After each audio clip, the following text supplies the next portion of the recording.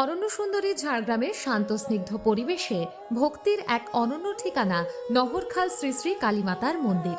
ঝাড়গ্রাম দহিজুড়ি মূল সড়কের ধারে নহরখালের পাশেই অবস্থিত এই জাগ্রত মন্দিরটি বর্তমানে অন্যতম এক আধ্যাত্মিক কেন্দ্র। এই পুজোর সূচনা হয়েছিল 1961 সালে, তবে তখন কোনো স্থায়ী মন্দির ছিল না।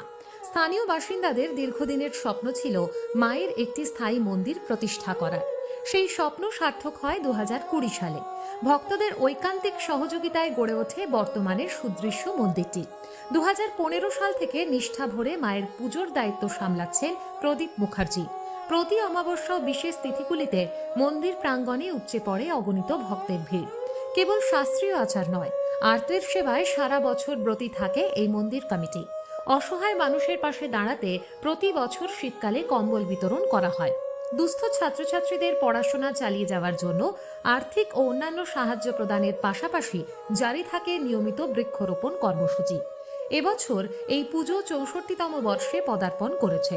এই বিশেষ মাইল ফলককে স্মরণীয় করে রাখতে প্রতি বছরের মতোই মন্দির কমিটির উদ্যোগে আয়োজিত হয়েছিল একটি জেলাব্যাপী অঙ্কন প্রতিযোগিতা।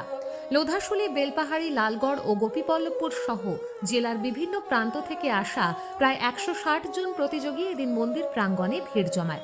খুদেদের জন্য রং ভরো এবং বাকিদের জন্য যেমন খুশি আঁকো, এই 5টি বিভাগে চলে সৃজনশীল লড়াই। এই চিন্তা ভাবনা আমাদের নেওয়া হয়েছে যে অনেক গরিব বাচ্চা আমাদের টাউনের বাইরে যারা মানে এইসব থেকে অনেক দূরে, তারা যেন উৎসাহিত হয়ে এইরকম কম্পিটিশনে অংশগ্রহণ করে। আজ ডিস্ট্রিক্ট লেভেল থেকে স্টেট লেভেল থেকে যাতে ইন্ডিয়া লেভেলে যেতে পারে, ইন্ডিয়া লেভেল থেকে আরও বড় জায়গায় যেতে পারে, এইসব চিন্তা ভাবনা রেখেই আমরা এটা শুরু করেছি।